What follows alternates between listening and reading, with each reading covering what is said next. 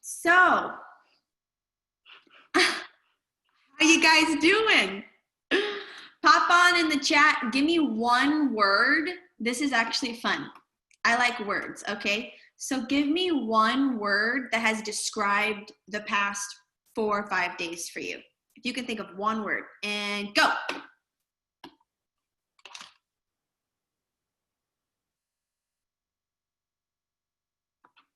Oh my gosh, this is the best.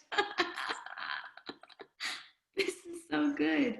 Rest, emotional, transition, fatigue, chaotic, LOL. That's 2 words, girl. That's actually 4 words. Get out of here. Where are you? Sarah Dillon. Chaotic, LOL.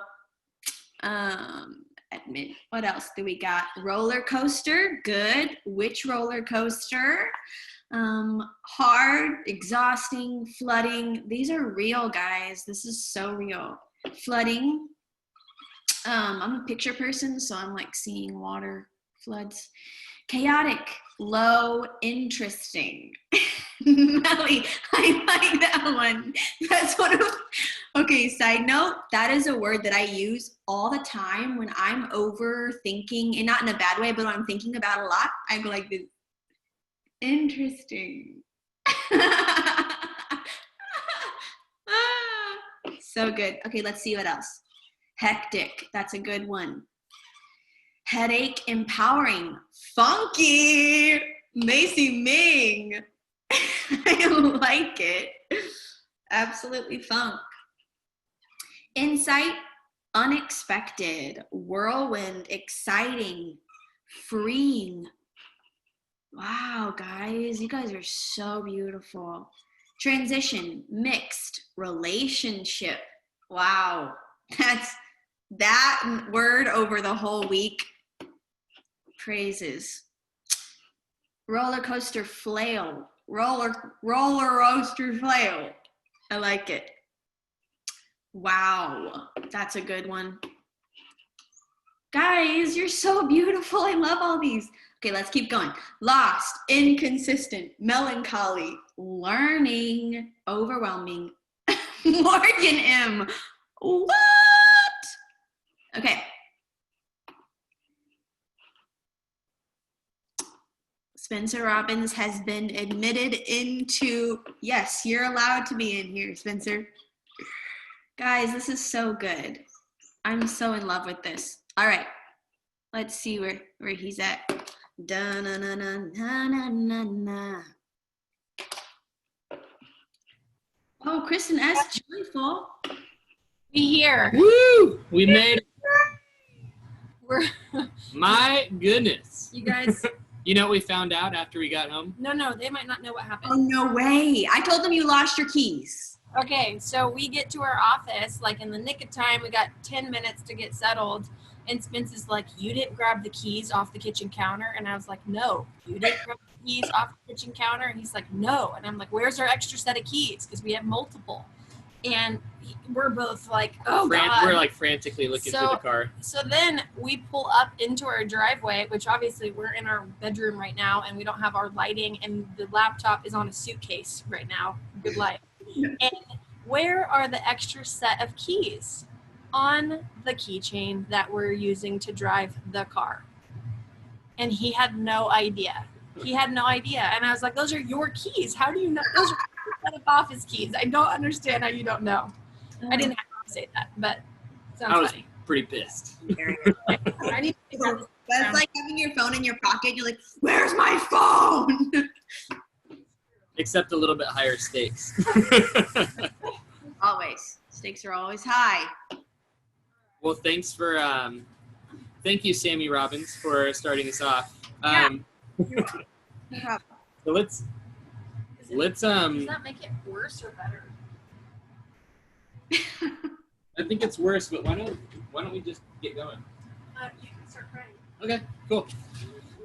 So let's just start off with some prayer. Does that sound good, everybody?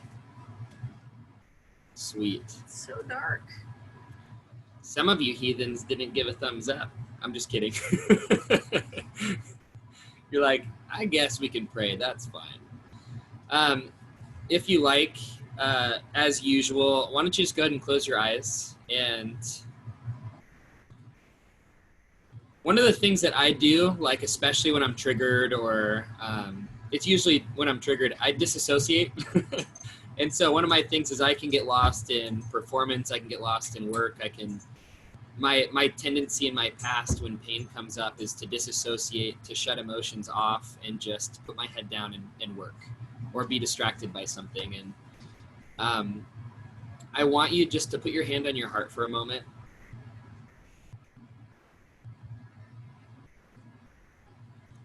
And just while your eyes are closed, take 3 really deep breaths.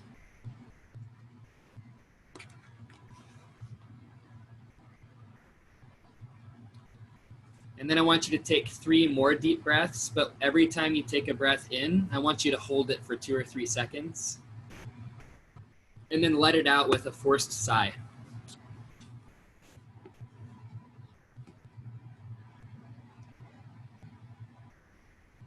Just a couple more times.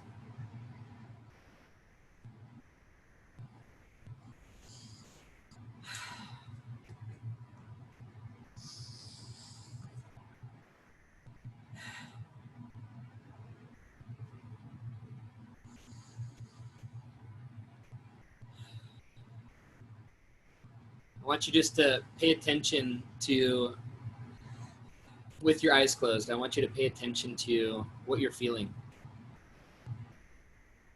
If you just feel disconnected, if you feel shut down, or maybe you feel at peace. Maybe you feel some hopelessness, or maybe you felt disassociated today. Maybe you felt angry about something, or frantic like us.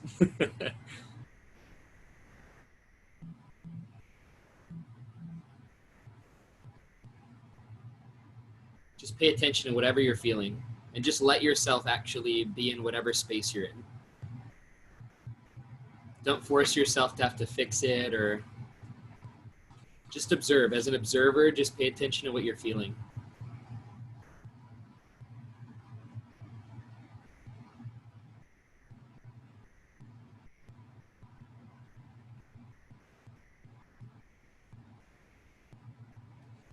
And God, we just welcome you in right now into this space. We thank you that you're just a loving dad.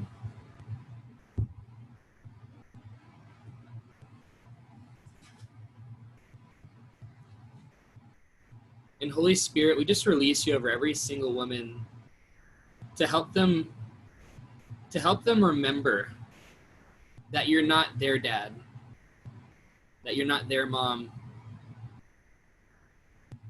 that you function differently. You actually bring a different type of love to the table. Your love doesn't have fear.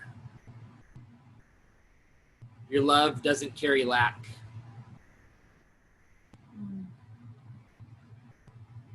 Your love isn't insecure. Your love doesn't expect anything in return. You've actually removed expectation.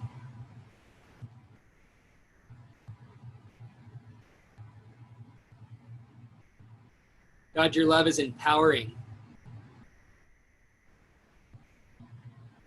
It's full of trust. You believe in us more than we believe in ourselves. God, would you just sweep over the heart of every single woman on this call right now?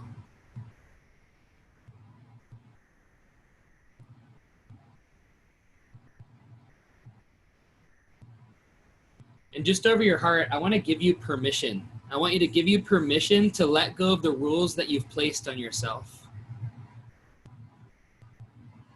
The harsh expectations and standards that you've placed on yourself. I want to give you permission to let go of those rules.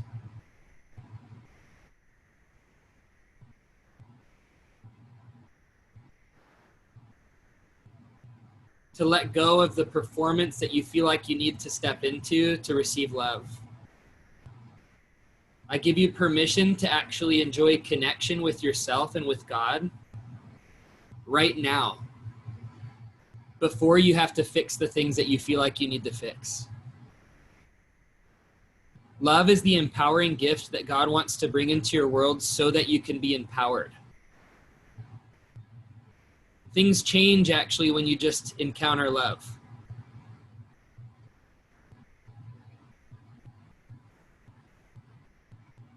You're not even saved by your own works, you're saved by grace.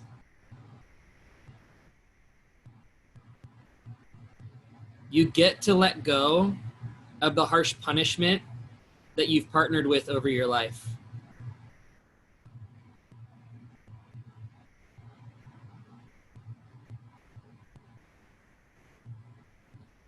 In perfect love, we invite you in to cast out all fear. Perfect love, we invite you in to cast out all fear. Fear of continued aloneness, fear of abandonment, fear of rejection in relationships, fear of not having our needs get met, fear that we're not worthy.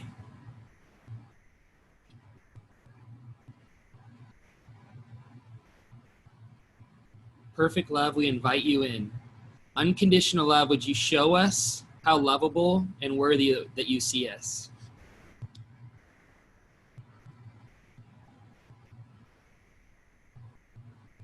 And if there's anything that you're carrying, I want you to actually imagine that weight on your shoulders just falling off right now.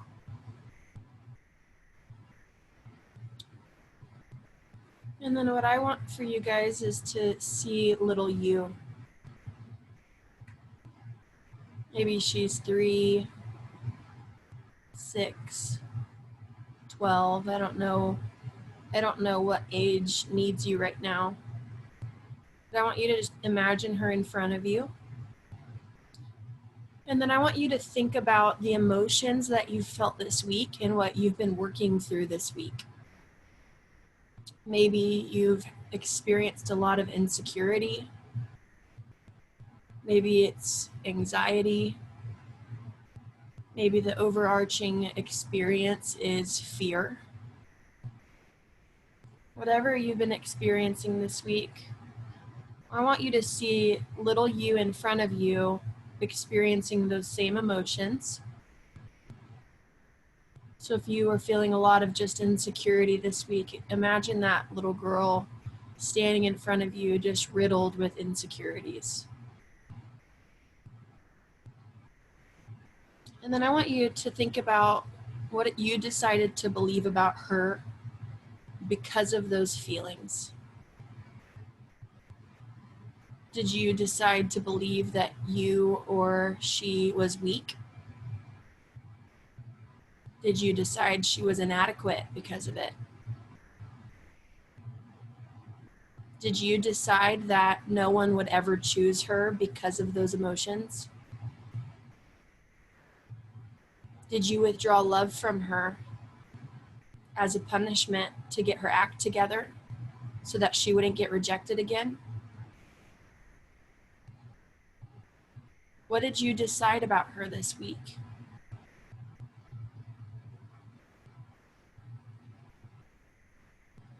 Now I want you to remember that that little girl's emotions are good. That little girl's emotions are indicators of what's going on inside of her. That even if it's fear, even if it's anger, even if it's anxiety, even if it's something that feels like a bad thing and feels like it's out of alignment with God and heaven, that emotion is actually good because it's waiting to be purged. It's pointing to something that's going wrong in your heart. And when you make conclusions about yourself and your little girl based on what you're experiencing, not only are you isolating that little girl and her pain, but you're invalidating her pain and you're punishing her for having pain. You're disconnecting from her. For some of you, you're probably modeling the exact same behavior that your parents modeled to you your entire life.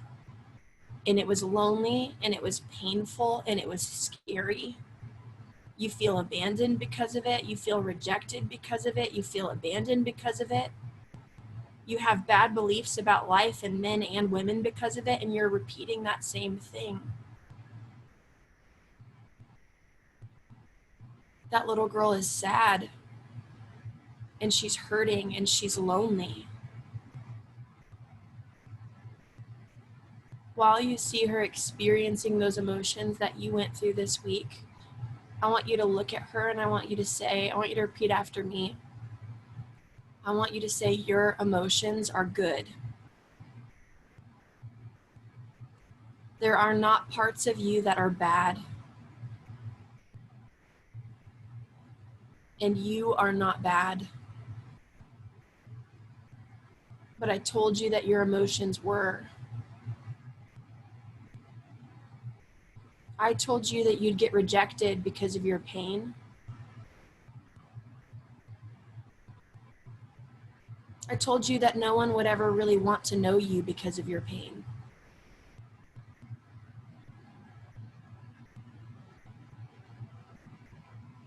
I convinced you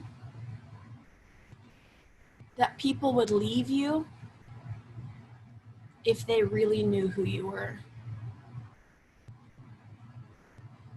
And I shamed you. I've isolated you. I've rejected you. I've punished you. I created a scenario for you that you could never win in. It was a scenario where love was never present. And I'm so sorry for doing that to you. This isn't the legacy that you're supposed to live. This isn't what God has for you. This isn't who God created you to be. This was my doing. And I learned it from the people around me. And I'm so sorry for passing that down to you. You are so good. And I'm choosing to embrace you now. I'm choosing to settle in to every version of you, to triggered you,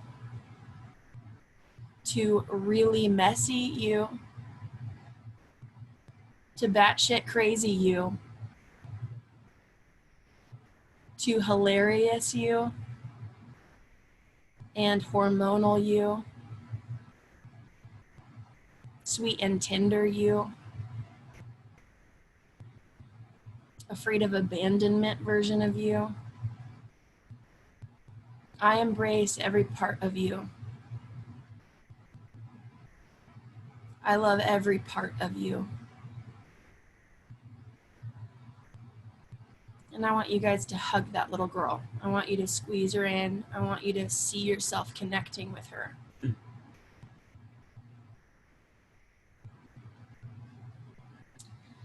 And then whenever you're ready, you can open your eyes.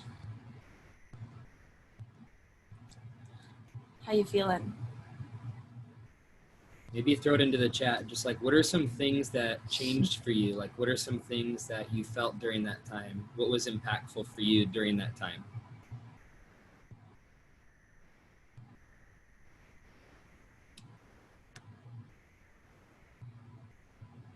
That was deep.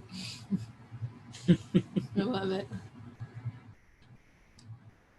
I went from fear and shame to peace and love. I love that. I feel lighter and less weight on my shoulders. Sarah said I feel tender. That was exactly related to what I'm going through. I love that. Linnea said mind blown. Talitha said more connected, calm and peaceful, probably the first time this week. I love that. I feel vulnerable. That's normal.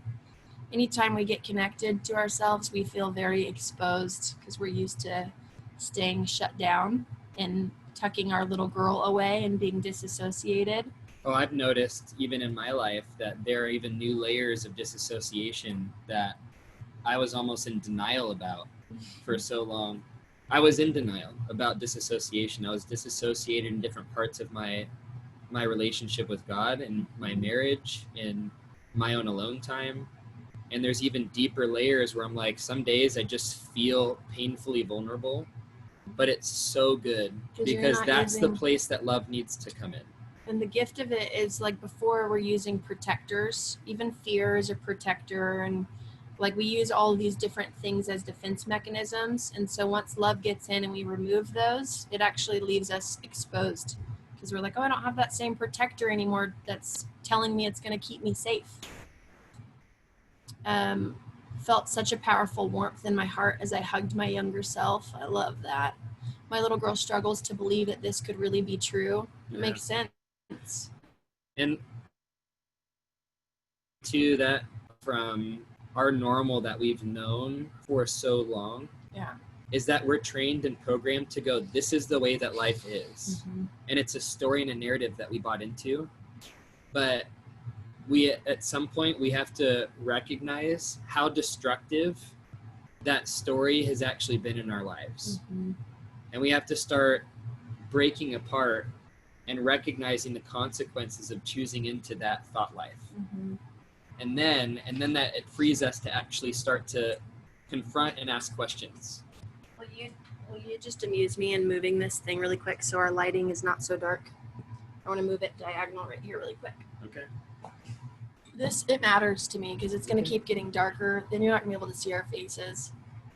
Also, I am totally dressed like a 5-year-old schoolgirl right now. I don't know who let me put this outfit on. Don't I look like a child? Okay, scooch that back now. All right. Oh, yeah. Tell me, how much better is that lighting? Cool. So much better. I feel peaceful. I've experienced a lot of fear this week, so my heart needed this. A lot of compassion for myself. So Difficult emotions are good indicators that God wants to lovingly purge. Yeah. And even more than that, he wants to validate what your heart's feeling and bring compassion. You know, your emotions tell us that something's going on in us. They're indicators, and it's healthier to observe and be curious about emotions than to judge and shame them. And a lot of the process, if you are on my Instagram at all, I've been talking a lot about triggers. We made a YouTube video about triggers, and one beautiful thing about triggers, which is just when you have like big emotions pretty much about something, when your heart starts beating fast and all of a sudden you have crazy thoughts and feelings and pain that comes up out of nowhere, or you know why it came up. Like in those moments too, that pain that you've been carrying has actually been there all along. That present moment is just triggering it, and that pain will not actually come up and out of you until those emotions are felt and validated and loved. If you don't validate and love those emotions in that moment, you're going to keep recycling that same pain over and over and over again. So every time you trigger, it's actually an opportunity to purge. And when I say purge, I actually just mean release. And releasing only happens when you love and validate that. Like, if you're someone that sees God as judging or shaming of your like biggest messes or like any sin or any patterns or anything like that, if you feel like you just can't go to God, or it doesn't even feel accessible, or you have no desire, you feel apathy, two things is, one, you probably still have projections of your parents onto his face. And then the other thing is that I'd recommend reading stories like in scripture, like the woman caught in adultery. Like, find the stories where you actually watch Jesus encounter someone in their darkest and biggest mess. Because the whole purpose of the gospel is so that the purpose of Jesus dying on the cross and raising from the dead was to reveal the Father. Like, when you see him, you see the Father. He came to reveal the nature of the Father, because we in our religion, and when I say religion too, I mean our institutions that have given us tradition apart from relationship and connection to him.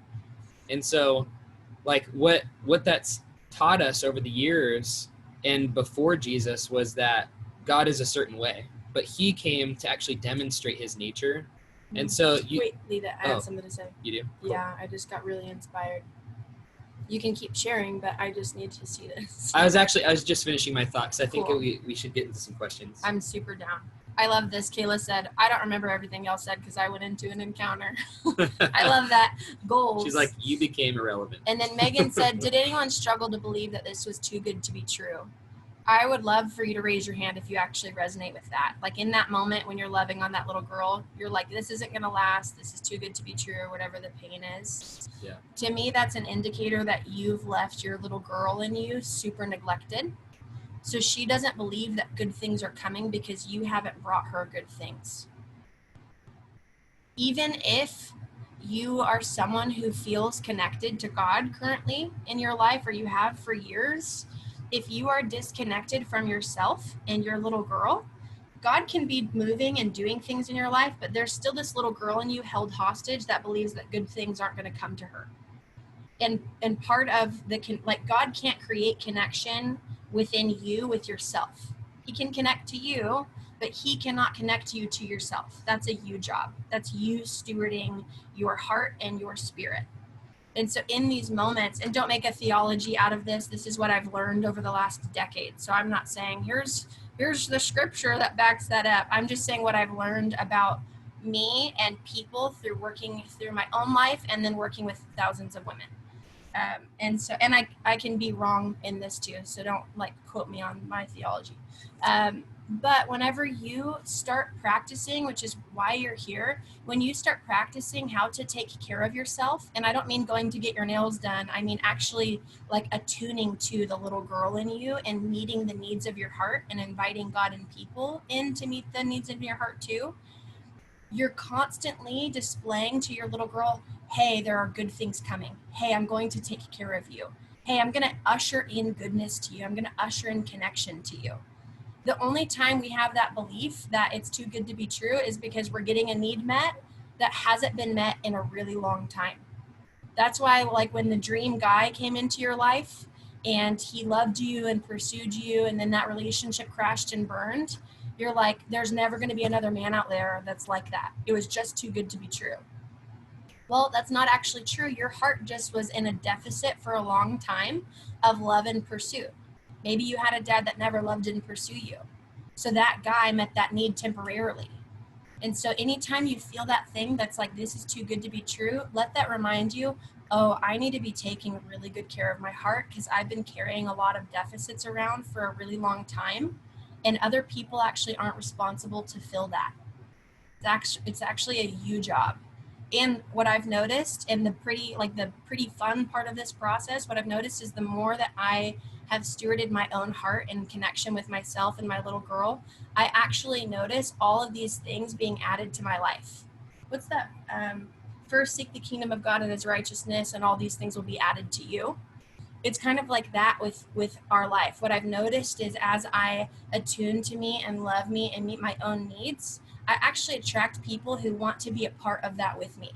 And I have higher caliber relationships coming into my life. I have more blessing coming into my life. There are all these things that are added, but I'm not reliant on them. I don't have to have them. They're actually just gifts added because I met my need on with myself and with God. So good. Mic drop, Sammy Robbins. I love that. Thank you. Okay, gosh, it's hot in here. I know. It's dark. It's okay. I'm sweating. Okay, let's dive in. You also got 2 layers in Hawaii. People don't do that. I'm gonna go change in a minute. Homegirl's gonna be taking off all her clothes in here because it is so hot. I'm literally dripping sweat. What's the first question? You can look. Okay. This is why we go to our office, because there's the best air conditioning. It's so bright. We're not sitting in dripping sweat all of the time. All right. Was that helpful for you guys, though? It's getting hot in here. It is getting hot in here. Good. I'm glad. Okay. We did move to Redding, PS, but we also still live here until our lease is up, and we're just trying to figure out our life. All of our community is in Redding, so we're spending more time over there so that we have that support system of community. but it's really hard to leave Hawaii for obvious reasons. And so we're just doing both right now. Okay, so do you want this one? Yeah, let's do it. Okay. Is Marilys Flora on here? Did we say it right? Yeah. We did. Yes. Hi. Hi. Yeah. What's up, girl? Can you hear us Sorry. okay?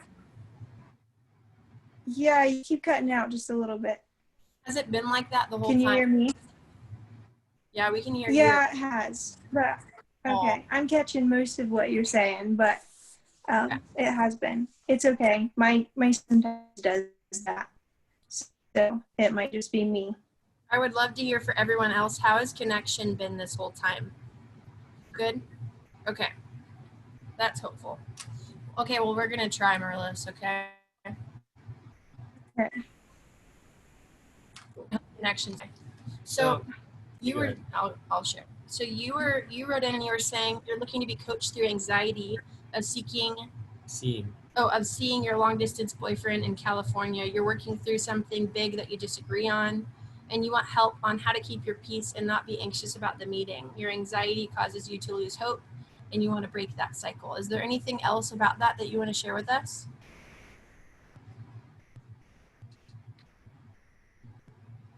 Yeah, I wasn't really sure what all to share about that. What would be helpful for you guys to know? Like the specific thing that we're disagreeing on, or Yeah, that would be good. Yeah. What? Yeah, if we could hear like what. Oh wait, are we muted? Oh no. Cool. Yeah, I can hear you. Okay. Cool. Yep. It's kind of a, yeah, so it's just, he is a nurse. He works in the ER, and so he's very medically minded, and our family has a lot of health problems, and so we have kind of gone the natural route. And I'm not against medical at all, but it's just been something that he's very much against, the natural side of things. And so that's kind of something we're really struggling with. And so it looks really big to me to go out to California and meet his family and be with him for 4 days and have to talk through this. I don't like confrontation, and I like to talk about things and talk them through, but if someone has really strong feelings about something, it's just really hard for me, and I start just shutting down. Yeah. And that's what I'm afraid is that I'll shut down because of that anxiety of just like disagreeing so much. And it just seems like so many other things about him are exactly what I've wanted in a guy, and so it just looks kind of hard to know how to handle all that, and if that anxiety is part of God telling me that he might not be the right one. Like I'm open to God leading that. I'm not stuck on this relationship having to be. But does that make sense? Totally. Yeah. And if you could just mute yourself until you share, just to maybe it could salvage some of the connection. I'm hoping that we don't break up a lot. That makes so much sense. It makes so much sense. I want to kind of just share and process it. I'm going to start a little bit logical at first and just lay some groundwork like that, because a lot of my validation is going to be in the logical aspect of it. If you're cool with that. Are you okay with that? That's fine. I would say just maybe check in with everybody else too to see who relates and connects with this. You could do that. Okay. If you feel like you connect with that, like one of the things that could be really helpful is if your heart's going like, I actually feel like I resonate with some of those emotions, or it may not be the same type of situation, it may be a different situation where you're like, there's something where there's actually anxiety around this issue, and I don't really know how to navigate it.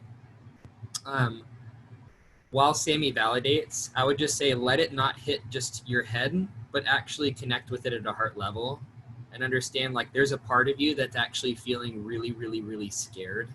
that needs to connect with love, that needs to connect with compassion? I have a few things. First, I'm in your corner on it. I love natural everything. I believe that there's a place for both. And if I were in desperate measures, I might do things a more medical route if I needed to. But I was raised in a way where I actually believe that God gave us what we need in the earth. And I like to go that route as much as I can. And it's very important to me. And I understand too, practically, how this could feel like a high stakes topic, because if you're looking to, and maybe this isn't what's happening for you, but if you're looking to merge your life with someone and you disagree on this topic, it feels higher stakes, because you can spiral into, well, what about our kids? And what if we disagree with this over our kids? And like, what if we always have conflict over this area? And future tripping on something like that can feel really scary. And so that makes a lot of sense to me. And I just want to check in. Can you hear me okay?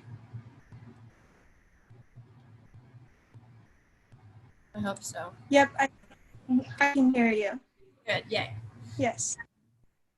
So there's a few parts to it. Like for me, I understand when someone has a very strong opinion, but it's not just their own opinion, but they enforce it onto you.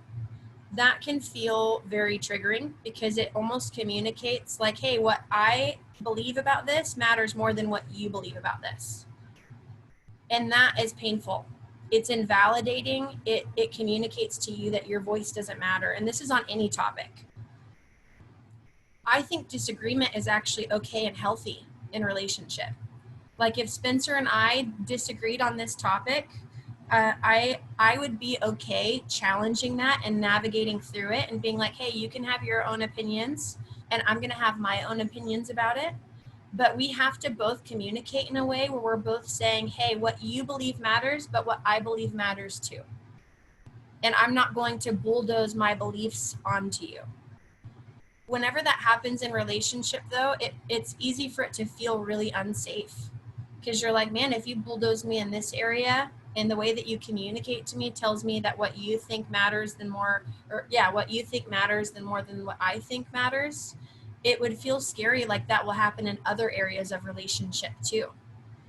And then another practical before I dive into it, there's a reason, not necessarily. This can be a natural thing that doesn't attach to childhood pain, where you're like, hey, I have anxiety because it feels like what you're communicating to me about this is that what I feel doesn't matter. And that doesn't feel good. I don't feel valued in that. I don't feel respected in that. That doesn't feel good for me. But then sometimes there's also a childhood thing where at some point in time, mom or dad or a teacher or a sibling bulldozed over us and enforced their beliefs onto us at different points in times, or created a scenario that what they believed or thought or felt mattered than what you believed. And so sometimes moments like this are attached to that past childhood pain. So anytime there's disagreement that comes up in our life, we trigger back into anxiety because it reminds us of our childhood. As I'm saying that, I want to hit on one thing actually. And also, I'm not saying that God wouldn't show up in a way where you feel anxiety and that's God saying that you need to leave the relationship. I'm not saying that that doesn't happen. I get that. I'm sure it's happened for some of you. But I wouldn't feel confident that that was true until you worked through your own pain in this area. I think it's okay for you guys to disagree on this topic and still get married and have a great relationship. And I don't necessarily think that your anxiety is an indicator that you're not supposed to be with him. Does that make sense? Yes. Yeah, that makes sense. But you won't really know that that's Yeah. the case until you can kind of research and discover, like, and what I want to know from you is, like, as I was talking about the childhood thing, is there anything that came to your mind just off the top of your head where you're like, oh, I can remember feeling as a child that my beliefs and my thoughts and my feelings didn't matter?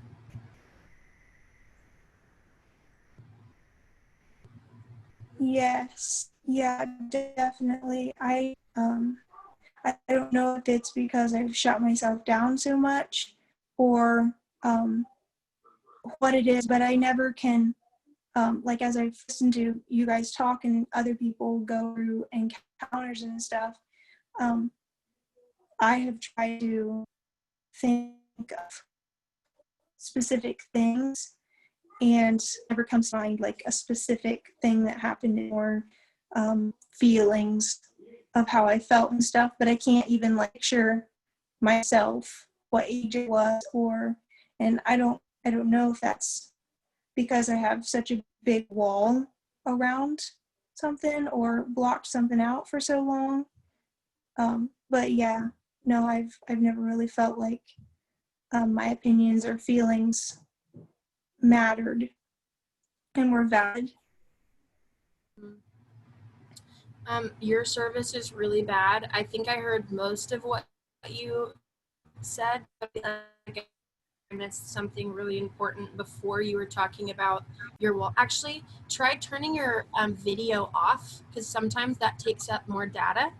Try turning that off, but then I'd love to hear about what were you saying about the walls that came up. I don't know if I missed something significant that happened in your childhood. I just didn't know if the reason I can't think of specific things that might have happened were because of that I maybe put up walls, or that I just stuffed down all my feelings for so long. Yeah, totally. Yeah. It's very good self-awareness because that is oftentimes what happens. I would love for you to close your eyes. And I'd love to walk you through something if you're okay with that. Yes. And anyone else that can relate specifically with feeling like, man, every time I try to get connected or every time you guys are walking someone through something, I don't have any memories that come up. Or maybe you're trying to get self-aware and you don't have anything that comes to mind in moments and you just feel that wall. What Marilla said is spot on. Like a lot of the times we have pain in our childhood and our survival mechanism and our self-protection is we throw down these walls. And you guys have all probably heard me say this from our workshop, but we throw walls up around our hearts to protect us. Because it's like, oh, well, feeling wasn't safe. Oh, well, having a voice wasn't safe. And, oh, communicating to someone wasn't safe or putting myself out there wasn't safe. So I'm just going to shut down. Because if I shut my heart down, I don't have to experience the weight of the pain as much. And what those walls do is they continue to keep us disconnected into our adulthood until we outgrow them and are willing to confront them and bring them down. And so, Marilis, I'm just going to speak some things over your heart and just create a little bit of safety before I start walking you through anything. And any of you, I'd love for you to put your hand on your heart and close your eyes if you can relate with anything that she was saying. Heart, I want you to know that you are so safe here. I want you to know that I'm not going to use your vulnerability against you. I'm not here to take from you. I'm not here to fix you. You're not broken. You're not a project. You are just worthy of love. And all I'm doing today is being a source of love in your world. All I'm doing today is being a reminder that love is available for you. And heart, it makes so much sense that so many years ago you shut down to survive. That you shut down because no one gave you the tools to process through pain. You shut down because you didn't feel safe and no one protected you and no one defended you. No one taught you how to understand what was going on and what to do in those moments. So you did the best you could. And when you shut down, you also shut out a lot of goodness. And it disconnected you. And Heart, you've been really lonely for a really long time. And it might feel like a good idea to stay shut down so that the pain doesn't come up, or so that future pain doesn't hurt as bad. But Heart, there's still gonna be pain, and those walls are actually gonna cause more pain. Those walls are gonna deprive you of the things in life that you love and want and crave and desire the most.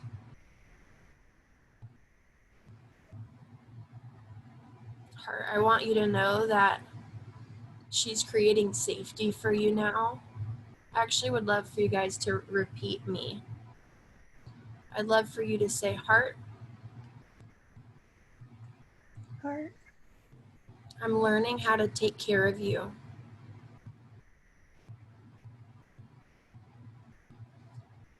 I'm committed to loving you. I'm committed to creating safety for you. I know it may be hard to believe because I've left you alone for so long. But I'm making decisions in my life to change that. And where you've needed protectors, I'm going to learn to let God be your protector. I'm going to show you that I'm going to be your protector and that I'm going to meet your needs. No more will your needs go unmet.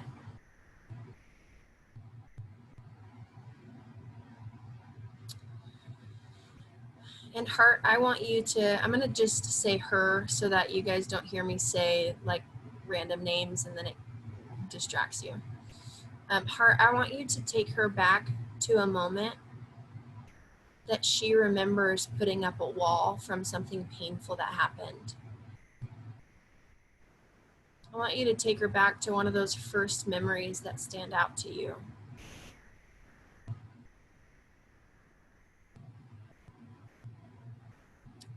And for all of you, I want you to stay present with that memory.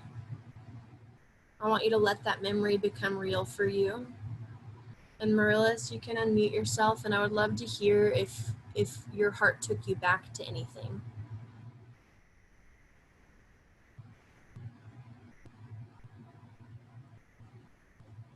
yeah, it did. I was kind of surprised, and I don't even know why this would be something, because I didn't think it really affected me that much at the time. But I would have been in school. I went to a small private school. There were like 12 students total. And I don't know if I would have been in like 3rd grade. And I had a really close friend who I hung out with all the time and was with. And one day in the middle of school, I don't even remember what we were doing, just studying together or something, she just hollered out that I liked some boy, and that was there, to the whole school. And I didn't even like him. It wasn't something at all. Now the two of them are married. So I think at that point it was more that she liked him, and it was something. I don't know if she thought that I liked him and would be jealous or something. I'm not sure, but that just came to mind, and I don't really know why. Okay, that's awesome. Okay, if your eyes aren't still closed, I'd love for you to close them. Okay. Keep going. Hart, I would love for you to share, what did you start believing about yourself or God or people from that experience? What did that experience teach you?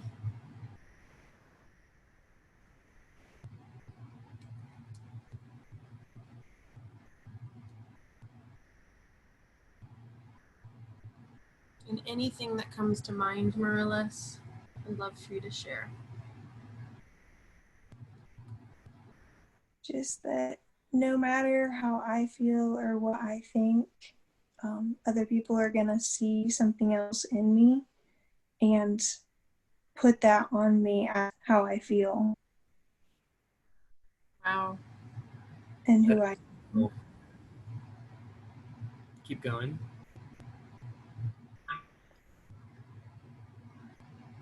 Is there any more that you had to share? Yeah, no.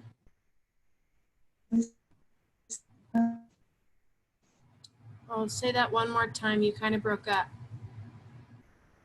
That's all I was thinking of Okay. Yeah. when you asked that question. I want to ask one more question. Cool. And Hart, what does that make you believe about yourself? That if other people, that no matter how you feel or what you think, that other people will put that on you as how you feel. What does that make you believe and feel about yourself?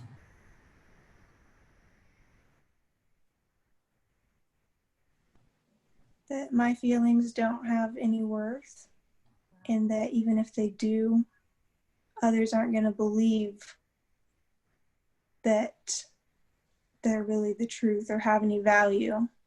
Wow. Wow.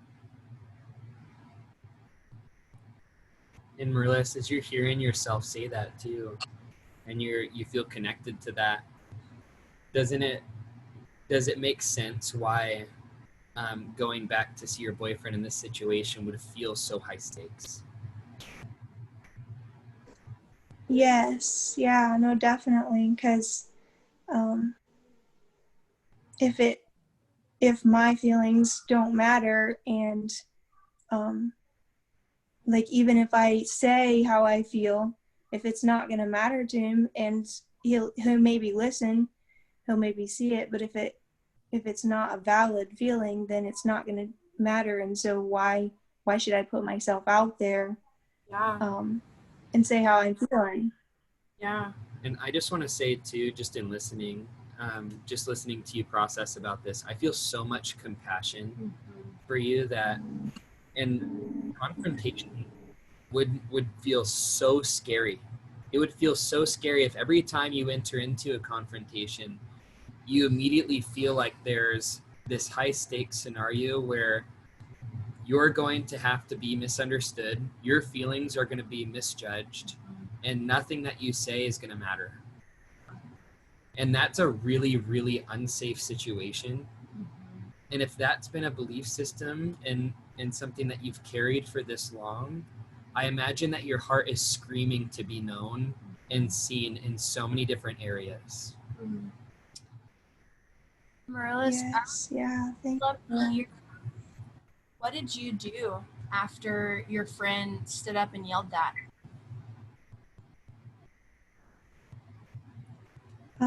I think I told her that it wasn't a thing and left it go.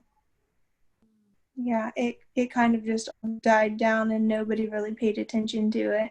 I mean, they heard it, but it wasn't like talked about a lot after that. Yeah.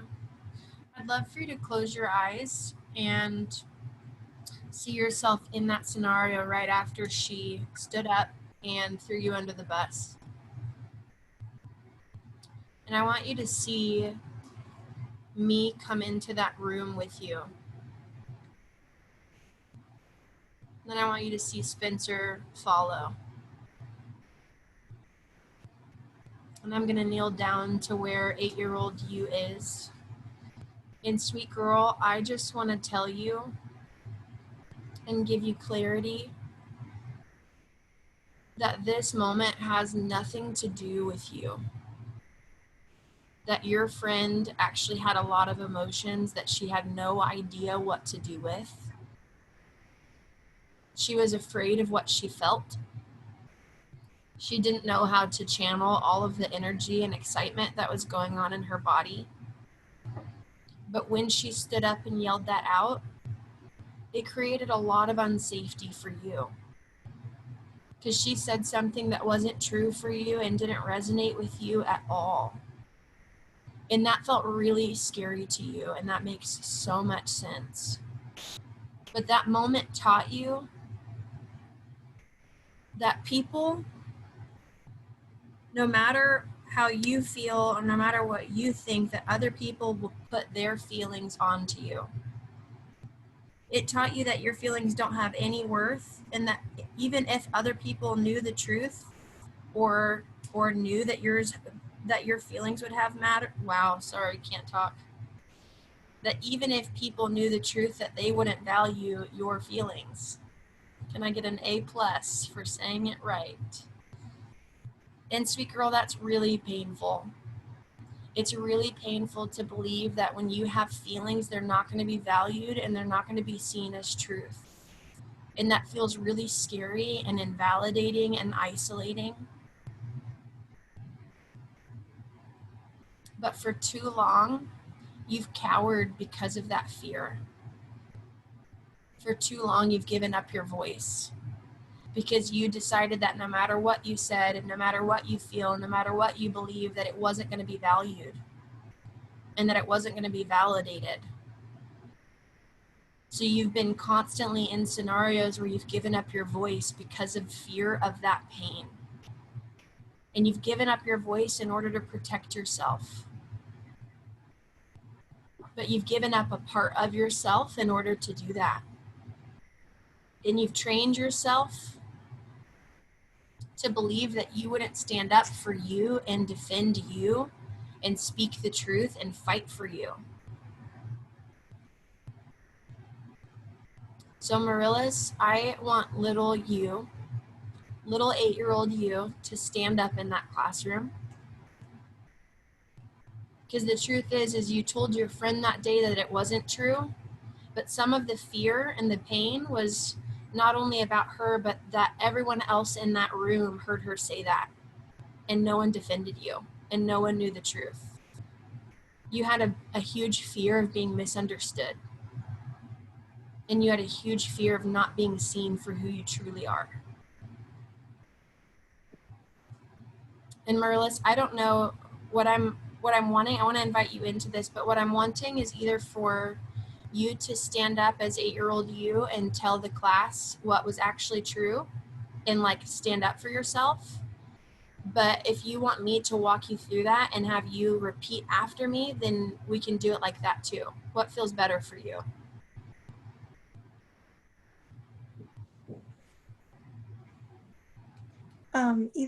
Either way, really. You could walk me through it. Do you want me to stay, to mute myself? No, you don't or have stay to. on here? Yeah, that's fine. Okay. 1 second.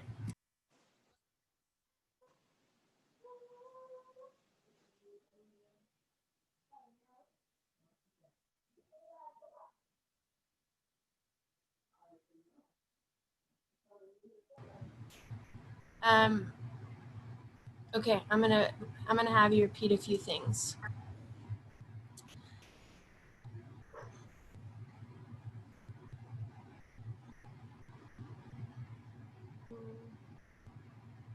I'd love for you to just say, I haven't given myself a voice. I haven't given myself a voice. And I decided that I would stay silent. And I decided I would stay silent. And let other people have whatever opinions about me. And let other people have whatever opinions about me. Even if they weren't true. Even if they weren't true. Because being misunderstood felt too painful. because being misunderstood felt too painful. And I gave up on myself. And I gave up on myself. And I decided that I just wouldn't even try. And I decided that I just wouldn't even try. But the truth is that I actually don't like that boy. The truth is that I actually don't like that boy. And my friend only did that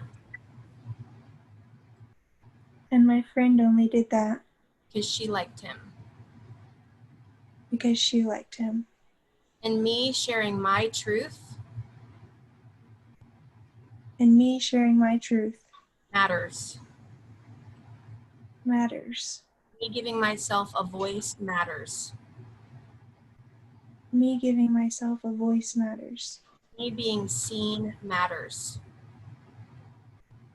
Me being seen matters. Me being known matters.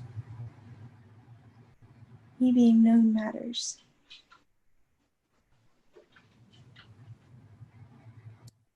Marilis, I want to give you a few practical things. I know we've taken a bit of time on this, but I want to give you some practical things. I don't want to like jolt you out of that moment, but I think what your heart needs to know is that you're going to speak up regardless of what people think about you and regardless of what people believe about you. And you being able to go back into that moment and stand up for that little girl will actually empower you to do that in everyday life moments. That's why I wanted to take you into it, because that little girl came up with that core belief that no matter what she feels, no matter what she says, that people are going to have their own truth and that they're going to put that on her and that it won't matter what's going on inside of her. And the truth is she just needed to be defended and she needed to stand up for herself and she needed to give herself a voice then, but she also needs to do that now. So really practically, you want to give her some practicals? Yeah. I was just gonna jump practically into the conversation with her boyfriend. It's obvious that there's still gonna be triggers that come up. You know, that little girl that felt like her feelings didn't matter, she's gonna feel triggered in confrontations. It's going to happen. She's gonna feel like this is really high stakes. All of a sudden, I feel like my feelings don't matter. I'm so scared that he's gonna use everything I said against me. I'm so scared that my boyfriend's gonna project, is gonna tell me what I'm feeling and what's going on in my head. Yeah. Me. And so that little girl is going to need time and space. When you're triggered and you feel that anxiety, go take some time and feel that, and then actually remember where it's coming from. That little girl that's felt shut down, that's partnered with that belief system, that learned that, and then bring that girl compassion. Let her know, like, hey, your feelings matter. I want to hear you. What's going on? No matter what, your feelings matter to me. Give her some love and compassion. Mm-hmm. And then practically in the conversation, you need to be able to give yourself boundaries. You know, if there is a point where you do feel steamrolled or you feel like you don't have a space to have feelings and just disagree, there needs to be time where you're like, hey, I just want to be vulnerable with you. Even having confrontations or like conversations like this feels so scary for me. And you could even tell him why. Yeah. If he's your boyfriend, he's probably safe enough for you to be able to let him know, like, for my whole life, I've had these beliefs and here's where this comes from. So this conversation feels really, really scary to me. Yeah. You can be vulnerable and share like, hey, when I was younger, I felt like my feelings never mattered. And so I'm just letting you know, like, I'm trying to share just what feels painful so that, because I think I need a lot of love in this conversation. You know, and so there's boundaries. And then if he does steamroll, just being like, hey, I want to connect and I want to feel safe in this conversation, but it's starting to trigger me back to that feeling that I was talking about just a moment ago. And so I might need to just step away from the conversation until you feel like you're maybe able to bring a little bit more kindness to the table, because I really feel like I need that. And I want connection with you in this. And what I need to feel in this conversation in order for me to feel safe is that you think and believe that what I believe about this matters and is valid. If I feel in this conversation like you think that yours is right and the ultimate truth, I'm not going to feel safe to have conversations about this because it doesn't feel like there's space for me to have a different opinion. And even if you want to, I think it could be a good idea for you, Marilys, to go back through and listen to the recording of this, like tomorrow or whenever, and take notes so that you can, like, Spencer's homework to a T is really, really good. And it's what we've been doing while we're having difficult conversations with each other. And so I think it'll actually really prepare your heart to go into this conversation if you follow that homework. And so I don't want you to miss it, is what I'm saying, because every piece of it is really valuable. Is that helpful? Yes, definitely. I wish I could have it all written down. So I'll go try to go back and listen to it. Yeah. Awesome. Well, thanks for Yeah, and yeah. and sharing. It was awesome. And it makes so Yeah. much, like, getting to hear about your childhood in that moment, no matter how insignificant it feels, it makes so much sense why you're struggling with that. And how cool is it that when we get connected to our hearts, we can identify the root of where these things come from, like in a moment. So fun. So Yes, thank you so much. So welcome. We love you, girl. Thanks for sharing. So I'd love to hear just from the other ladies in the chat, like, was there anything that was helpful for you inside of that conversation? One of the huge things that's super important is, like, confrontation. It can feel really, really, really scary if it feels like safety goes out the window every time you bring up your feelings. If you're like, every time I brought my feelings up in this, and this situation, all safety went out the door. I felt completely misunderstood, and I decided I'm never going to do that again. And it keeps reinforcing this protection, like, I can't even go into confrontations because I'm terrified.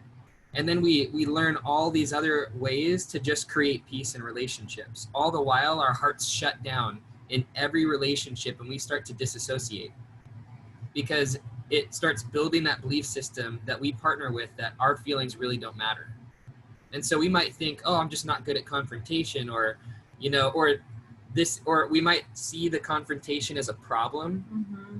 And, like, that's the root problem, when it's actually, no, this is coming from a huge belief system that is rooted in pain that I've had in this situation or this situation. And so it's really important to note, like, okay, I'm triggered right now. What is being triggered? And that's why you start the dialogue with your heart, because logically, you don't know what's actually happening. But your heart is feeling emotions. And if you start to explore, when did these emotions first begin? Then I can start actually going, like, if I start actually dialoguing with the emotional part of my brain, you know, we talk about the heart, but really it's the emotional part of your brain. When you start dialoguing there and you actually create a safe place for your feelings to come up, it leads you into, like, oh my gosh, this all started in this memory, or just in these relationships, or just overall with mom and dad. Mm-hmm. And once you're aware of where those things come from, you're actually really powerful to disarm some of that pain by validating it. So there's actually a few questions that came in tonight about this topic, so I want to hit on it a little bit more. But in these moments, like, there are definitely going to be people that, one of you said, what if it actually isn't safe? There are going to be people that it's actually not safe to have confrontation with or have vulnerable conversation with.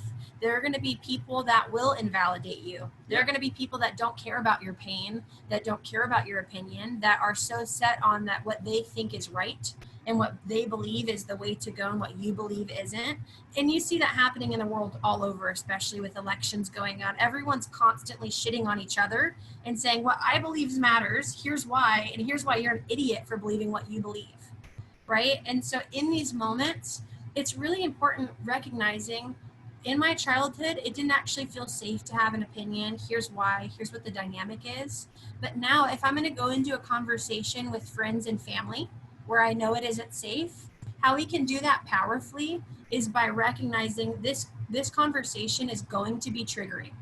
Or when I surround myself with this person, I know every time I leave hurt, in pain, feeling misunderstood or invalidated, or like there's not room for me. So if we can prepare ourselves ahead of time for interactions with family and friends that are like that, that would look like saying, heart, your opinions matter. What you think matters. What you feel matters. And I'm so sorry that you've been invalidated and silenced for so long. but I'm actually not going to accuse you. I'm not going to silence you, and I'm not going to let you get bulldozed. And I'm like, think of everything you can think of to love and validate your own heart so that you're not in need of that from other people when you're around them. And You want it to be a gift to you if someone in your life like sees the way you sees and validates what you feel and think. Let that be a gift. Don't expect everyone to be able to do that, because if you can do that on your own and you can overflow love onto yourself and from God, even asking God, does my belief matter? Does my opinion on this matter? Am I smart for thinking this, God? What do you think about me? If you can get full in that area, then you can go into conversations powerfully over time where someone can disagree with you and you could be like, it's okay that you think that. Here's what I think. Yeah. And they might invalidate you. Oh, that's okay that you think that too. Here's what I think. Or if you can't have a respectful conversation with me, maybe we shouldn't talk about this. And that's one of the things why it's so important to learn how to work through your triggers in your life, is because what happens if you don't is you give everybody permission to be in control over your safety. And so there's a difference between knowing how to be powerful on the other side of unsafe people and giving them permission to take away your safety. And so if you don't know, so Allie brought up a great question. So what happens when I'm triggered in the moment? They say something and then I feel triggered and then I try to communicate. If you are ever triggered, Don't do it. especially in deep, intimate relationships, do not continue conversations. Just leave, girl. Because what you'll do is you'll project that entire trigger onto them, and then you'll make them responsible for all of your past childhood pain. And I'm basically saying, hey, you're responsible for fixing that really painful 5 years of my life that I actually don't know how to bring love in. And so what you do in triggered moments is you create space and love, like, hey, I'm feeling super triggered. I just need a moment, but I'll come back and I'll talk to you when I'm not feeling triggered. Or leave. If you can't communicate like an adult, peace out and just be like, hey, I need space. And then when you come back, so sorry, I had a bunch of emotions come up from my childhood stuff, and that conversation doesn't feel good for me. So if we could switch the topic, that might be really helpful because I got hijacked. But if you're like, and I'll just say this to finish up my thought, if you are talking to somebody that is really unsafe, you get to have boundaries. Mm-hmm. Hey, this doesn't feel safe for me. I think here are some things that I'm needing to feel safe. I really want to have connection in this conversation and for both of our opinions and feelings to matter. Mm-hmm. And I just don't feel that way right now. And so, and I, you can create a boundary. You're like, I think I need to hear what you're hearing me say. It could be if you're needing validation in the conversation, like. Or, for example, and we're going to wrap up, I've got two more things. For example, like my stepmom, this resonates a lot with Marilys's, what she was sharing. My stepmom is a nurse, and and she like really believes in the medical industry, and I really don't, but I'm also okay disagreeing with people. I'm sure that more than half of you are like, you're an idiot, you believe in natural stuff. And I'm like, cool, if you don't like it, I'm good with you having your own opinion. But my stepmom is not respectful for me to have my own opinion. And so I just don't talk about health stuff with her because I disagree with her. I might challenge things if I'm feeling up for it, but a lot of time it's just not a conversation I'll have. And so it's okay. That's a boundary I have. It's okay if you have boundaries with people where you're like, I don't like talking about this thing with you because it doesn't feel respectful. So I'm not going to. I'll probably switch the subject. And then last thing, Annalise said that she doesn't know how to validate her feelings. If you guys don't know how to validate your feelings, there's a week in the course. Sorry, I don't remember which one, but it's called Validation, Attunement, and something else. We teach you how to validate. Go through that. If you feel like you forgot that, go through it. Validation is pretty much like how you would talk to a little kid that just scraped their knee. Oh, I'm so sorry that you're hurting. That must have been really painful. You were running really fast. And it makes sense if that felt scary and startling, and it makes sense if your knee hurts. But like, I'm here and I love you and I'm going to take care of you. Do you want a kiss on your knee? Do you want me to scratch your back? Do you want me to hold you for a couple minutes until you feel better? Like, that's what validation is. It's like, I'm going to pay attention to everything you're feeling. I'm going to tell you it makes so much sense. I'm going to say, like, it's okay if you're hurting. I'm going to be here. I'm going to love you. I'm going to kiss you. I'm going to hold you until you forgot about your pain. Yeah. And one more thing just about boundaries and confrontation is like, if you have confrontations with somebody, and let's say they bring blaming or accusation to the table, that's something that I would consider not safe dialogue. One way that you could be vulnerable and share a boundary is say like, hey, I want to hear about your pain, and I want to hear about what's going on your side, but I can't have it sound like blaming and accusation, because I feel like I'm being accused for your pain or what's going on in your side, and connection in our conversation doesn't feel safe for my heart right now. And I really want to feel safe so that I can be here and cherish connection, because my goal with you is to have connection. But right now I feel really accused and blamed by you with the stuff that you're sharing.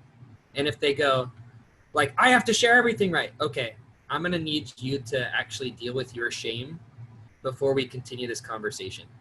And that could be a boundary. Like, hey, this actually is a lot of your pain, and you can't get past blaming me. And so I'm going to need you to actually take care of that before we have this conversation. I really want to have this conversation and continue it, but I'm going to need you to take care of some of that stuff so it feels safe for me again. Okay. That could be an example of I'm gonna switch. a boundary. I'm gonna switch gears really fast. Is Macy Ming here? First off, cutest name ever. Oh, I see you. Hi. Macy, what's up, girl? Nothing. I was so shocked that you called my name. It's your turn. Okay, so you were saying you're finding self-hatred in and through your life in a lot of ways. You've learned that self-hatred's been in the form of judging yourself on how you act in order to be more or less lovable. You hate the current version of yourself, but you'd like to be coached on how to overcome those barriers of self-hatred that fill your thoughts with judgment and shame. Is there anything else that you want to tack on to that? I'm going to start crying immediately because this is so cool that you guys called my question. I just, like, even this week, I know God is peeling back layers and showing me different things, because performance has been big for me. I'm a PK, and my dad is in ministry. I'm in ministry. And so for me, I've been struggling with, like, I've been trying to, like, walk in loving myself in the small moments and the big moments, like small things. Even I've noticed in conversations, like, literally I'll start to kind of isolate myself, and I'll go internal because I'll start to, judge the way that I'm interacting, or, that kind of stuff, because I feel to be a certain way, or even this week, just, I've just been processing through some relationship pain. And I started to feel myself revert back into when I get disconnected and disassociated. Hold up 1 second. I'm so sorry. Taylor, can you just mute whoever was just unmuted? Or could you make us the host so that we can catch that in those moments? Okay, I'm so sorry, Macy. Will you back up 30 seconds? Because someone else's microphone started coming through and I don't want to miss it. That's okay. So I just, the past week, I realized I started getting disconnected from my heart. And so I was realizing that there was self-hatred there, but I can't, it's like I'm trying to love myself in those moments, but it's so deeply ingrained that I'm not quite sure, like, what the steps are to peel it back, to be able to see, okay, what am I really feeling that's behind this, So, yeah.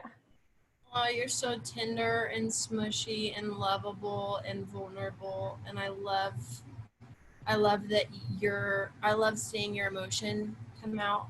I love seeing your pain come out. It lets me know that you, even though you have a lot of stuff you're struggling with, it lets me know that you're connected to your heart. Yeah. And I just think that that's really beautiful. And you feel, just so you can hear from me, like, this kind of vulnerability makes you so stinking lovable.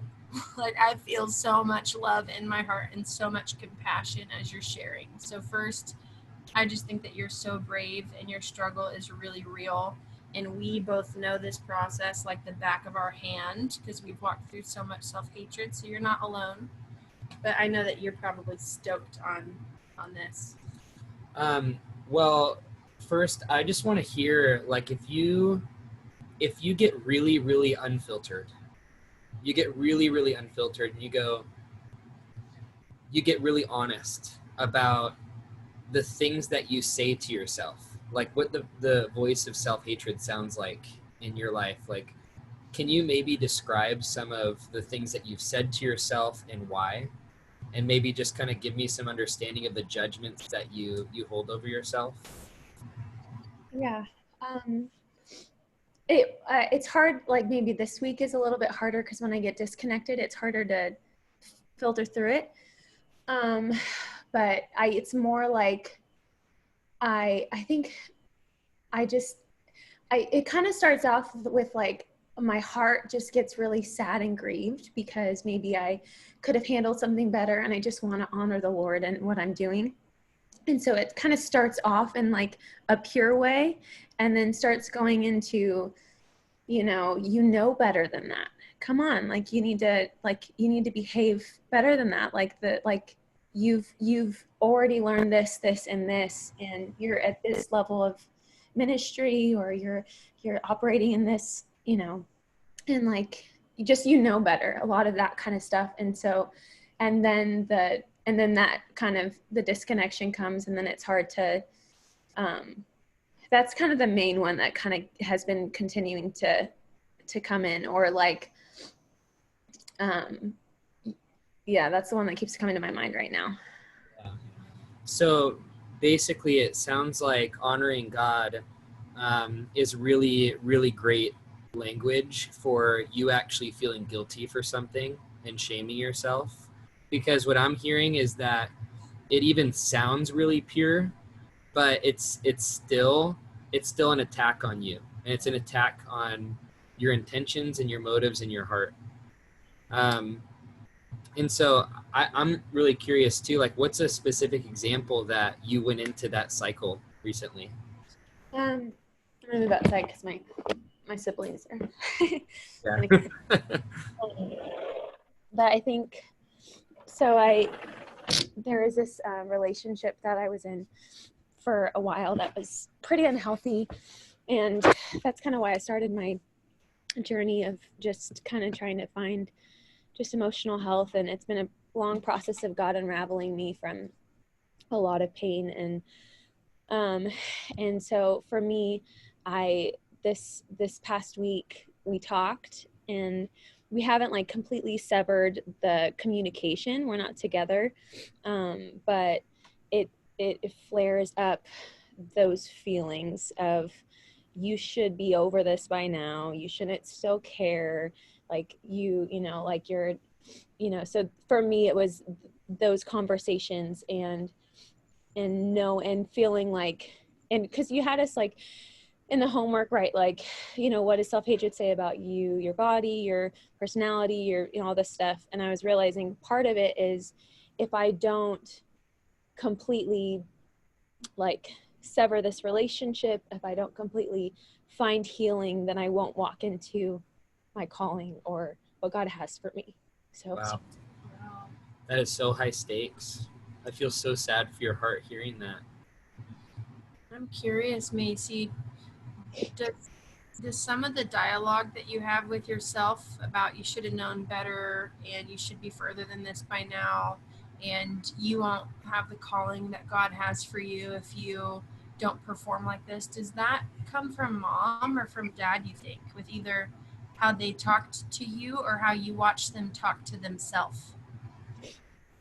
yeah, I think definitely probably growing up and how they communicated, but specifically in this relationship, I live at home still, and so we had, like, I was almost kicked out. It was like this big old thing, but my dad had, and I know it's all through love, like they just want to see me find freedom, but my mom is very much like, come on, seriously, like you should be past this, like you know, and then my dad, I think the calling thing is, you know, like, I feel like, and he felt like God was, you know, he prays for me and he prayed for this relationship to end. He prayed for, but it was like, you know, I feel like you're walking into a season where you could, you know, start to forfeit things, and if you continue in this relationship. And so specifically in this relationship, I've definitely had a lot of that from different people, not just them. And it's been about a year since we've been broken up. But then so that's like the most recent, probably. So, Can I say two things? sure. Because I really want to say them. It's really easy to have people in your life who love you that have good intentions for you. It's really easy to just go with what they're saying, but just to create clarity. When your mom says things like you should be past this, that's actually shaming. And when your dad says things like you're stepping into a season where you're going to be forfeiting things, that's actually control. Because your dad is wanting to protect you from pain. He's wanting to protect you from your life going the wrong way or protect you from the wrong relationship. It's his own But fears. he's actually bringing in control. So he's being motivated by fear. And your mom is using shame to communicate with you. And so both of their hearts for you, I'm sure there's a lot of love. And I'm sure that you probably have great parents.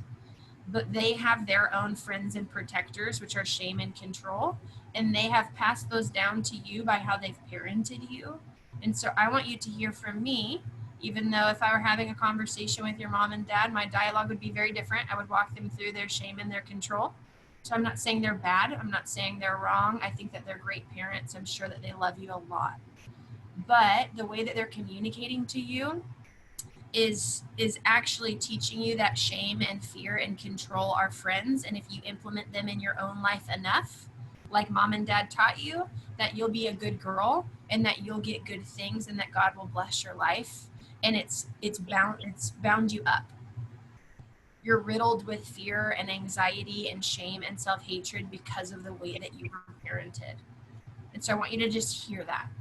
And the really, really painful part about that is that dad being a pastor actually removes his ability to take ownership for the ways that he does have fear and control, because you have to slap the label of, oh, God must be backing this, scripture must be backing this, which tells you that this is a you problem, and you've taken way too much ownership and responsibility in your life for their mistakes and for the ways that they've failed.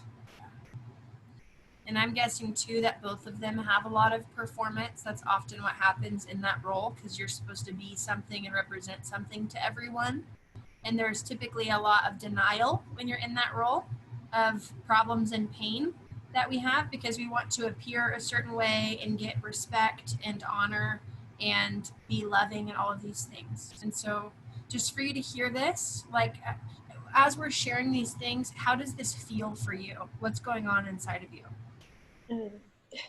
There was only a little bit of the flare of like defensiveness for the most part for them, which it shows me that I'm growing, because before it would have been more. But it also is validation in what I would sense, but I didn't know, like it didn't. I've been taught it, so it's you know, at odds. So it validates a lot of how I feel, and it does feel like he said it's a little too good to be true to not have those things.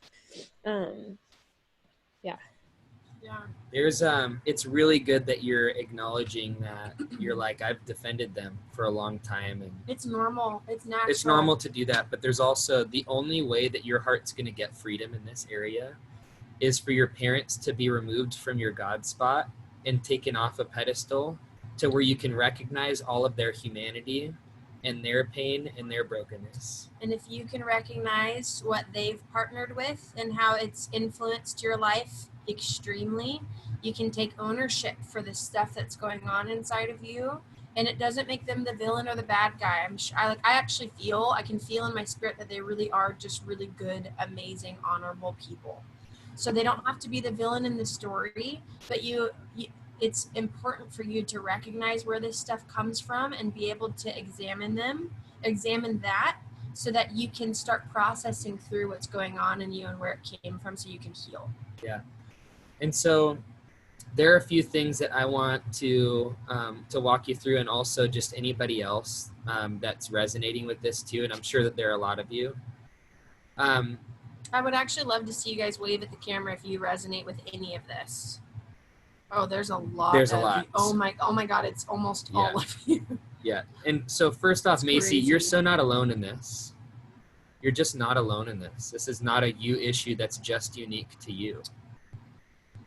Jeez. It's not a Macy specific issue. This is a normal and common thing that people deal with, and especially in the church.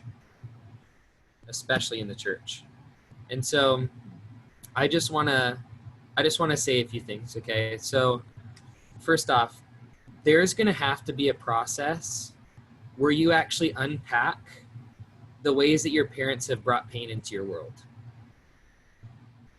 Your heart feels like it can't actually share those things because there's this control.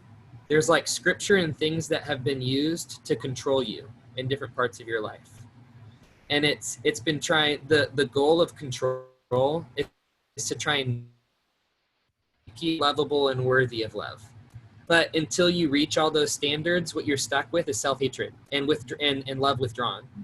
And it sounds like from what you've shared is the most painful part about this process for you is that you feel deeply, deeply alone in your pain, and like love isn't accessible for you while you're making mistakes or messes at all, or if you're not living up to this standard that you've placed on yourself.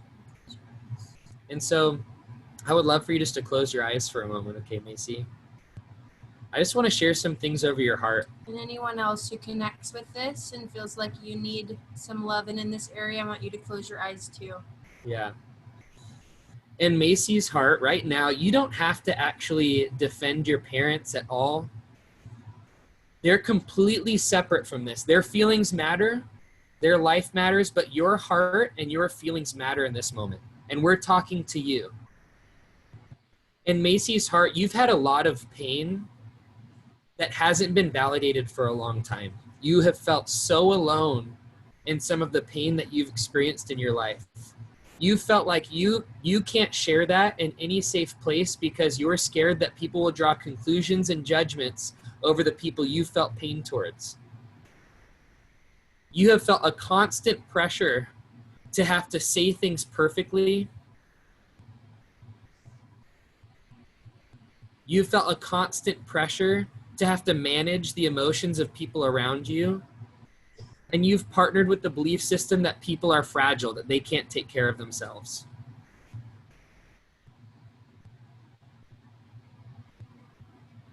And right now, Macy's heart, I give you permission to actually let go of performance. Performance has been the number one enemy in your life that has stolen love from you.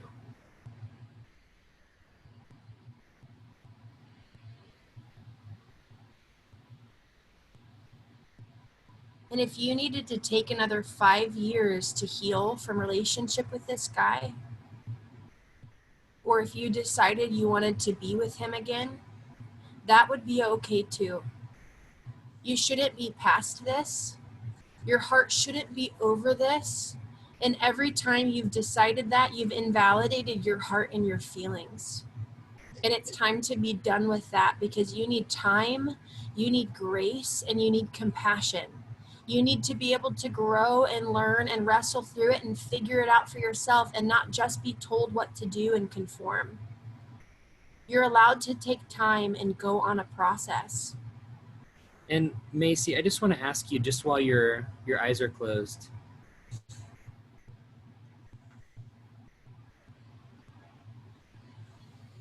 actually, I want to walk you through. Talking to Macy, that is in huge pain about that relationship, where she's in big pain.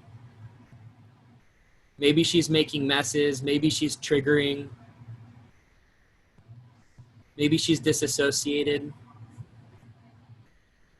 Let me know when you can see, like when you can actually see Macy. When you can see that version of yourself. And I just want you to repeat a few things after me to her. And I also want you to see the versions of you that you've judged in other seasons of your life. The you that's not leading in ministry and living in her destiny. The you that has been in different sin patterns. The you that has walked away from the church in different moments. The you that's felt rebellious in different seasons. I want you to see those versions of yourself. Maybe it was a little girl in a different season. Maybe you were a teenager. Maybe it's present you. And I just want you to repeat a few things after me to those versions of Macy, okay? Macy, I have been so mean to you.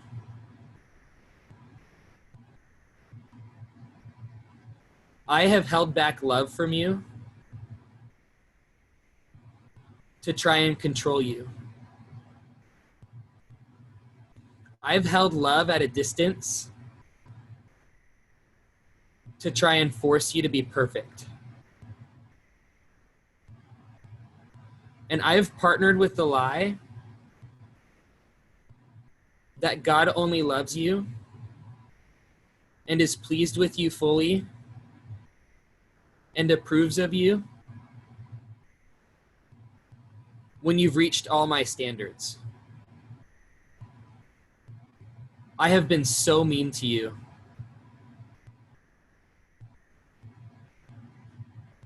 And I want you to see the little girl, Macy, and I want you to say this to her. I've partnered with mom and dad, and I've shamed you. And at the time, I didn't know any better. I thought that that's what love was. But mom and dad actually gave themselves a broken love. So good. And I partnered with that broken love over you. And it was actually just a lot of fear. And little Macy, I'm so sorry. I'm so sorry for the pain that I've caused you.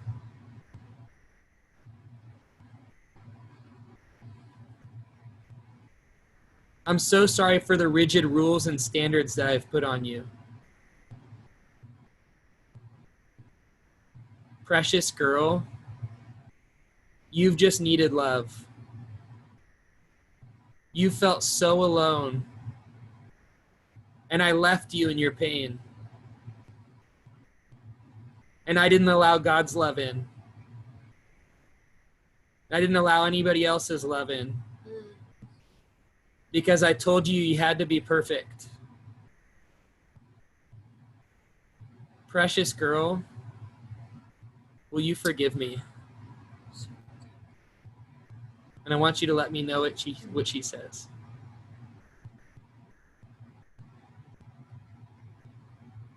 I think you're muted right now. Sorry. Okay. Nodded her head and kind of stepped towards me hesitantly. Can you say that one more time, Macy? She nodded her head and she stepped closer to her. I want you to ask her, I want you to close your eyes and ask her, what do you need for me to feel safe? What do you need for me to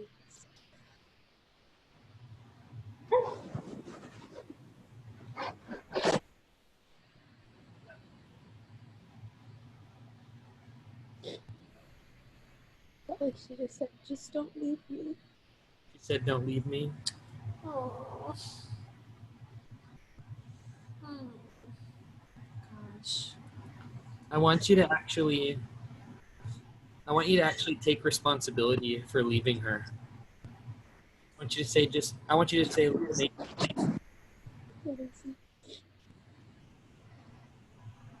I'm so sorry for leaving you so many times. I'm so sorry for leaving you so.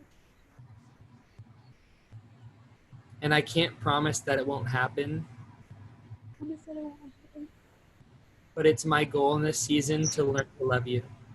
but it's my goal in this season to learn to love you.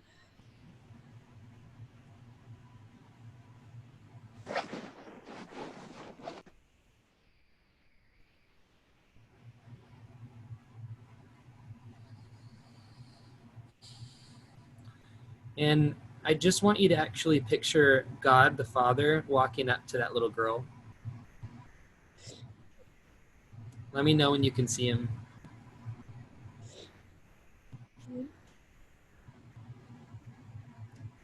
And what's he doing?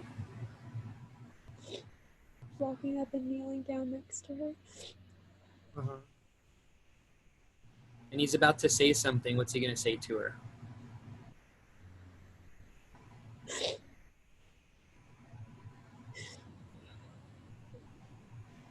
I've never left you. He said, I've never left you. Ask him what else.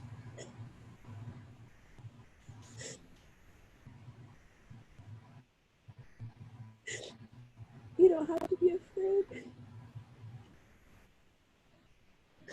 to receive my love.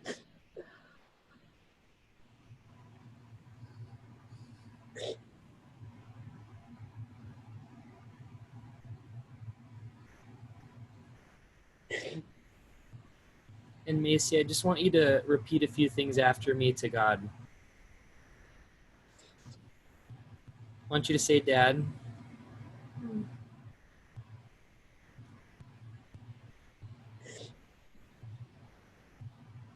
I've made you out to be someone that you're not. I need you out to be someone. And I've held a lot of pain against you. I have a lot of pain against you.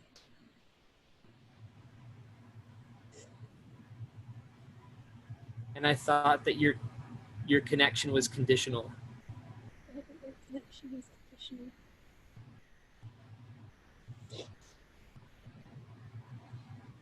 You're so much better than I thought you were.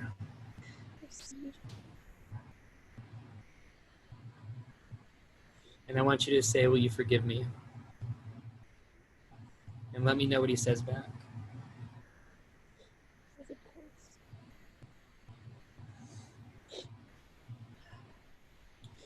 And the last thing, I want you to actually just see your parents. And I want you to repeat a few things after me. Mom and Dad, I've given you permission to decide if I'm a good or bad girl. I've given you way too much authority over my life and if love is present or not. I've made your approval more important than mine and God's. And I have been living to satisfy you. And right now, I let go of the pressure to satisfy you. Your satisfaction is actually your responsibility, not mine.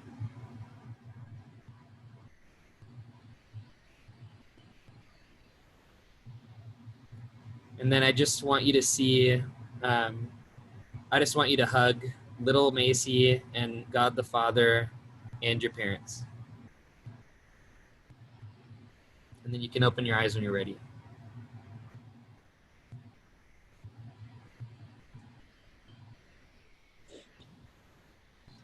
How are you feeling right now?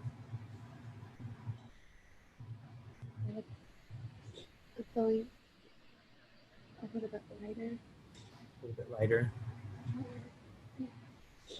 The truth is, Macy, there's going to have to be a process where you count the cost of the way that your parents have conditionally loved and approved of you in different seasons. You're going to have to count the cost of that. There's going to have to be a process where you don't hold back what you felt. And it may sound like accusation in different moments at first, but you've actually, out of fear of judging them or drawing conclusions over them or dishonoring them, you've actually shoved all of your feelings towards them, and you've just pointed it towards yourself and decided that you're the problem. And you've justified for their behavior too by saying that they're doing it to love me and they're doing it to make me better. You're gonna have to stand up for yourself with some of those voices that are rationalizing the shame and self-hatred. The truth is, your parents aren't perfect, and they have a lot of broken humanity. There's a lot of fear and control in the way that they've learned to do life, just in those small pieces you've shared. Even if And they're that better, doesn't change their they're better than intentions. most parents. That doesn't change their intentions. It doesn't change their heart posture towards you. Yeah. It doesn't change their love for you. But you have to count the cost and the way that their parenting has affected you. Because a lot of this pain is not your fault. It's yours. It's yours to work through, but it's not your fault. And for too long, you've partnered with blame and accusation over yourself. And accusation has been a friend to you. How you doing? Doing really good. This is really cool. Thank you. I just want to tell you, Macy, you're so precious. I don't have any judgments for you No. whatsoever. You're so And- lovable. Yeah, you're so stinking lovable. And two, like, it makes the fact that your little girl, when you first started interacting with her, just said, "Please don't leave me," first lets me know that your heart has a lot of abandonment. And that makes so much sense why it's been a year and you are still trying to attach to the guy. She's like, "Please don't leave me. Please don't leave me. If you cut off connection, or if we cut off connection, then I'm going to be alone, and I feel afraid of that." So that little girl, the antidote to self-hatred and to shame is compassion. There were years, I think that's a Laura Duncan quote, so don't act like it was me. But learning from Laura Duncan about compassion changed my life, because for years I had learned about self-love. And so I tried to tell myself over and over again when I had self-hatred, like, "You're so lovable," and like, "This isn't true," and "Here's the truth about you," and da-da-da-da-da. And the self-love never stuck because I was never actually giving myself compassion. But compassion is the bridge to love. So in these moments when you are, let's use the boyfriend example, when you're like, you trigger and you're like, "Dang it, I should be further than this by now," I want you to stop yourself and be like, "No. It makes so much sense that I still feel pain about this, and it makes so much sense that I want to attach, because abandonment has felt scary and familiar for too long, and I felt so lonely for so long that he feels safe to me, because him being in my life is proof that I'm not alone." Right? And compassion just sounds like, "Hey, what you're feeling makes so much sense, and if you needed 5 more years to heal, it makes so much sense, and it'd be okay." Yeah. So I want you to start practicing putting your foot down when you have self-hatred and shame dialogue, and figure out in those moments, what does compassion sound like? And how do I give that to myself right now, even when I don't want to? Does that feel doable for you? Yeah. That is good. Practically identifying that, and then identifying because that was what I was struggling with, was how do I have compassion when I should be further? And so understanding, oh, you feel like you need to feel safe and you feel alone, and so that helps me. One more thing too. When you start thinking about your destiny, I want you to take the high stakes off. And every time you start feeling pressure, like you should be doing more, I want you to just to repeat over and over again, like in those moments, or even write it down. Like this is your mantra in this season, is the only goal for my life is to connect with love. My only goal in my life is to connect with love. And for everyone too, like I would love for you to raise your hand if you believe that if I give myself compassion and love in moments, that it will reinforce the behavior in my life that I don't like. Who does that feel true to? Like for her, she's saying if I give myself love in this area, but I should be further along, then it's almost going to keep me in this spot where I can't move ahead in life. That's a very common belief, first off, but it actually does the opposite. So whenever you feel that feeling like I should be further along, whenever you're saying that to yourself, you're shaming yourself, and shame will actually keep you cycling in the same stuff over and over again that you can't heal through. It doesn't actually ever help you actually move forward. I said actually 7 times in one sentence just now. But if you give yourself love and compassion, it doesn't condone bad behavior. It's actually meeting the need that needed to be met all along, which actually thrusts you forward. It thrusts you and gives you the result that you actually want eventually after you pour enough love in. I've seen it happen time and time again. So you might have to rewire your belief with every time you're like, no, if I love myself right now, it's going to hold me back. Just be like, no, if I love myself, it's actually going to thrust me forward in life and give me more momentum. It's okay if it takes time. Does that feel helpful for you guys and for you, Macy? Yeah. We love you. I have so much honor for your vulnerability. I don't think that you should be further ahead by now. You look really young. I think you have time. I think that your expectations on yourself are crushing you and devastating your heart and suffocating you.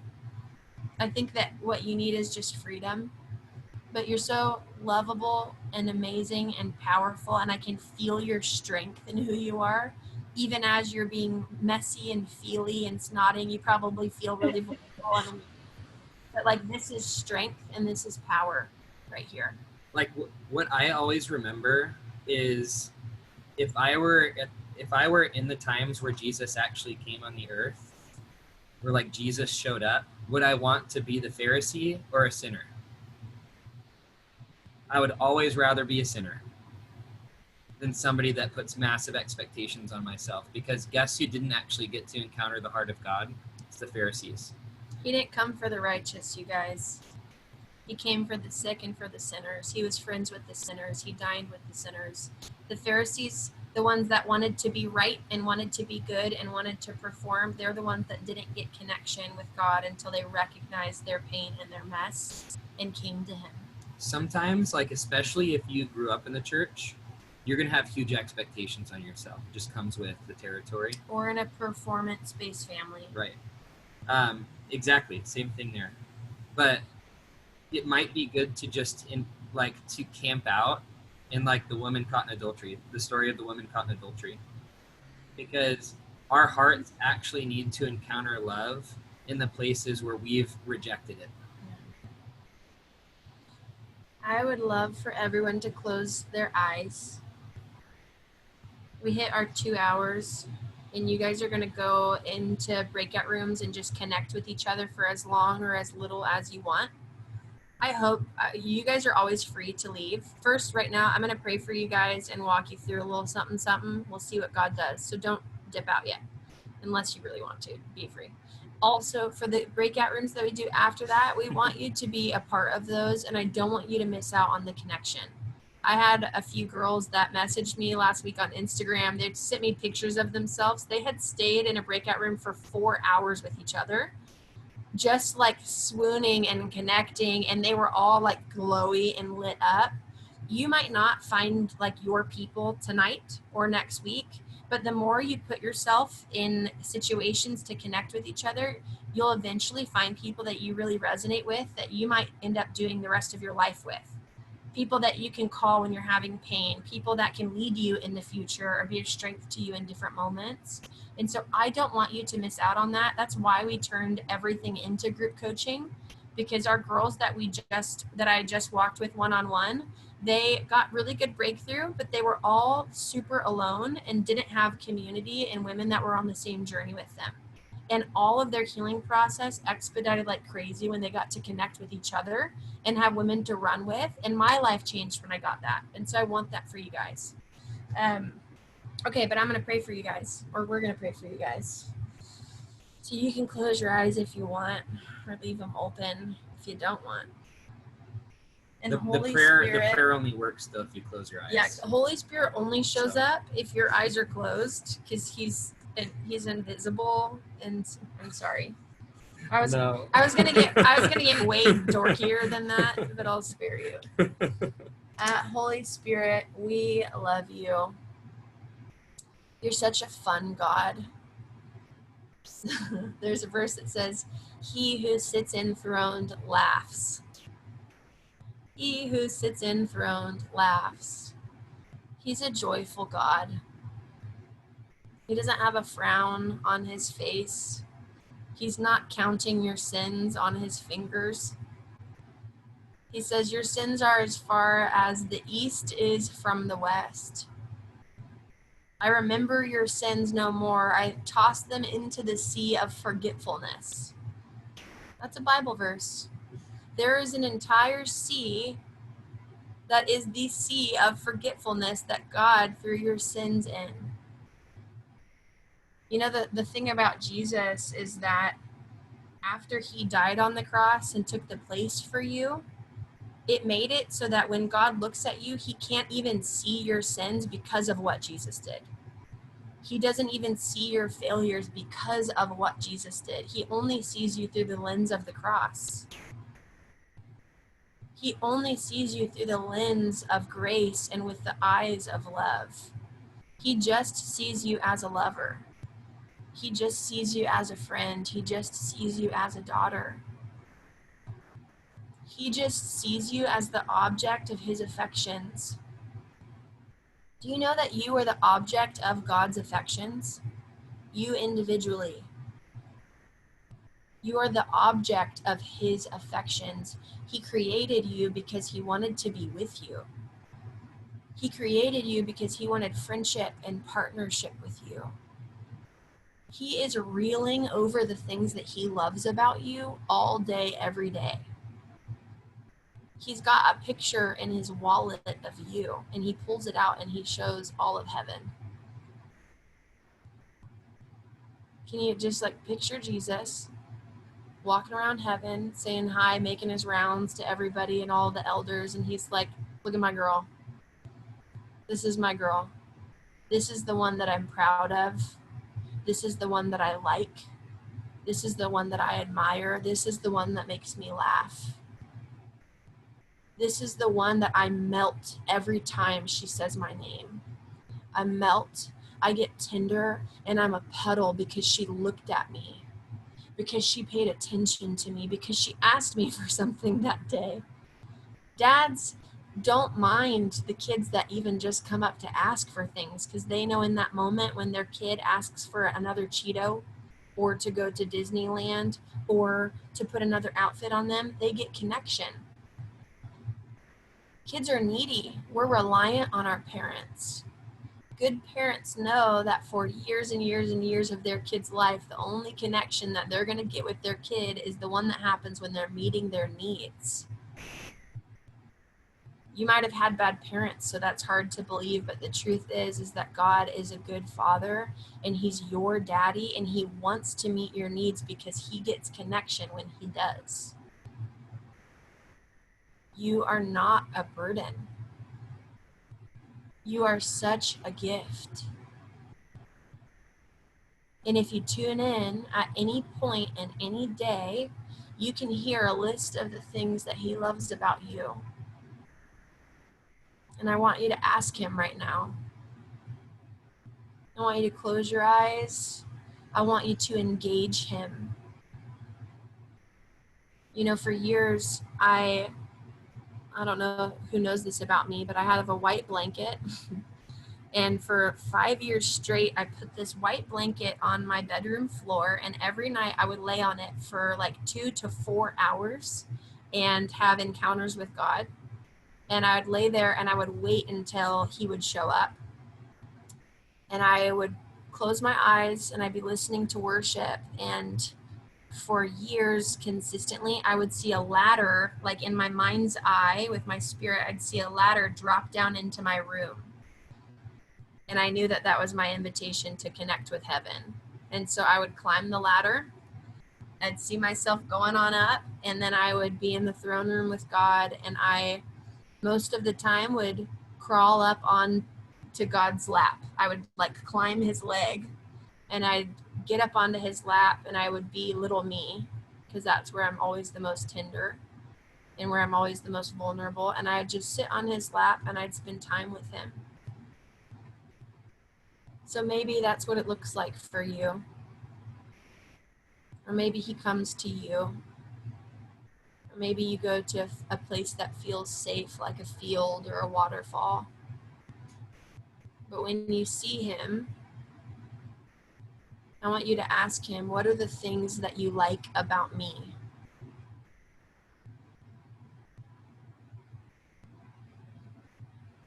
And I want you to listen, and I want you to trust what you hear.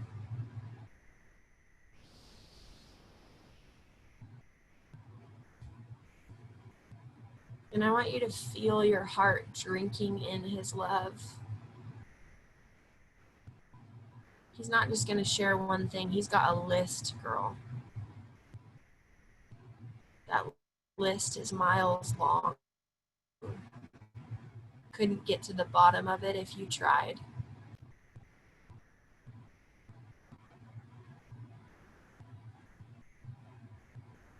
If he says something that you have a hard time receiving, I want you to ask him, why do you like that about me? What's good about that?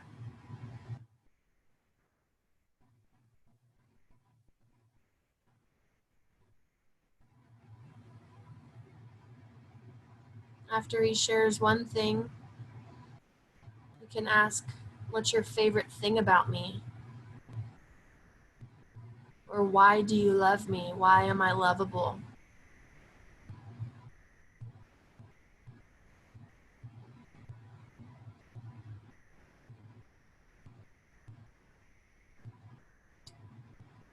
Your heart was made for this. This is who you are.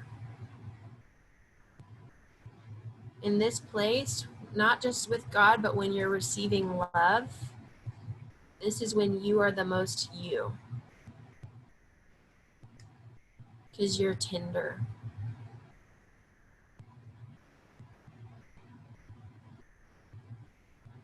Because you're in a place where you can just be a kid. Where you can just receive love, where you can be taken care of, where your needs get to be met.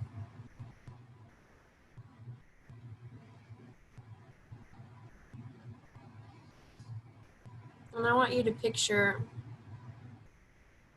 Jesus walking up to you now. I want you to pay attention to what you feel when you see him. What you notice about him as he approaches.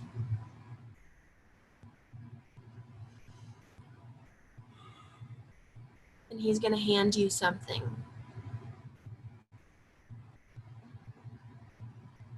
And I don't know what it is, but I want you to pay attention to it. Maybe it's a box. Maybe it's not. If it is a box, open it.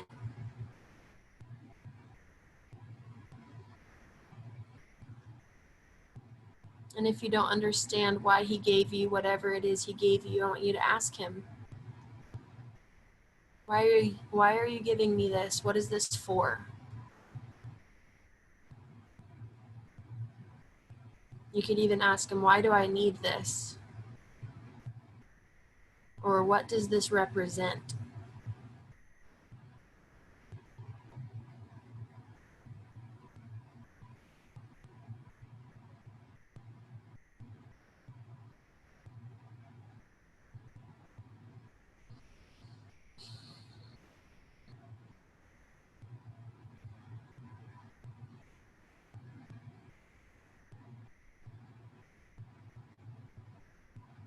gonna wrap up, but there's a guy named Graham Cook, and he has this, and if you're still in your space, stay in your space. Don't ever miss out on Jesus' time to listen to someone else talk. But Graham Cook has this YouTube video. I think it's called Favor. If you haven't heard it, you should listen to it. But in the video, he says, is he Australian or English? He loves you because he loves you. Oh, he's English. He's English. And he walks you through this encounter where he's kind of speaking on behalf of the Father. But then he just goes, he loves you because he loves you, because he loves you, because he loves you, because he loves you, because he's love. And that's who love is. And so we're going to transition into small groups, but I want you guys to leave this time. If the only thing that you got out of tonight was just a second of receiving and connecting with love, it was time well spent. Because love is the thing that transforms you. It's never going to be us walking you through an encounter that's the thing that transforms you. It's going to be your heart receiving love. And I want you guys this week to, I had a feeling, and it may not be accurate, but I had a feeling that the thing that he was going to give you guys, or maybe some of you guys, was actually something for this next week. Like something to prepare your heart and something for you to hold on to.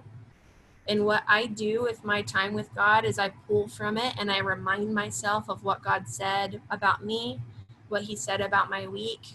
Like I'm pulling constantly from my connection with God.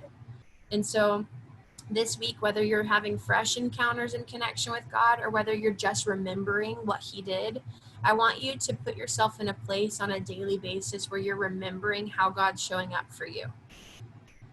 It might even be good for you guys to spend a couple minutes journaling what God said to you tonight and what he did in you. Journaling is a great way for your heart to remember what God did in you and for you to be able to look back and connect with gratitude and for you to have vision. It's all sorts of good stuff. So I would just love to ask before we jump into breakout rooms, what's been the most valuable thing for you so far on today's call? Also a stuffed horse. I'm so confused. Maybe you're just his little girl and he wanted to give you a toy. You remember how much you loved snuggly things when you were a little girl? What's been the most valuable thing for you so far today's call? Everything, LOL. I love that. So good. Connected with literally everything. I love that. Will you guys wave? Oh, what happened? Who's sharing their screen? Oh, Royland? Did I say that right? So funny. Oh, you can stop it. Boom. Cool. There I we would go. love for you guys to wave if encountering God like this is new for you. You just wave at the camera if it feels new for you. Oh, I love that. That's awesome. So fun. Gabrielle, I like that. It's Hey just, there. It's just going to get better. I know you're so cute, Gabrielle. I've been looking at you, and I've looked at you so many times, and my heart, I just feel love in my heart like well up. This happens to me on calls a lot where there's like a few of you in each call that like catch my heart, and I'm like, I just want to love you. You're so cute. You're precious. We're glad to have you. Breaking up with performance, the importance of self-compassion. This is just good because we also make content and we spend more pointed time going after things that you guys really relate to and resonate with. So Linnea, I think I'm saying your name wrong. I forgot how to say it. But you asked if we have YouTube content on encountering God. We don't, but in week 4 and 5 in the program, I think, it's all about different ways to encounter God. So maybe revisit that. That's where our meat and potatoes stuff is in the course. YouTube, we kind of teach on things, but we don't give all of the goodness. And so you're getting the good stuff in the program. this is amazing. I love week this. 5 Thanks and for sharing, 6. everybody. Thank you, Lisa. You know my course better than I do. All right, ladies. We freaking love you. Oh, let's let Taylor have host control again. Oh, okay. You have host except control. it's Sammy. She's using your account. So let me. There. Ooh, it's She moving. keeps moving. Okay, we're gonna do breakout rooms. You guys are welcome to stay. I know it's late for some of you guys, so if you want to hop off, be free. But this is just a time where you guys can connect with each other. And so Taylor's gonna break you out into breakout rooms. Why don't we do groups of like 6, Taylor?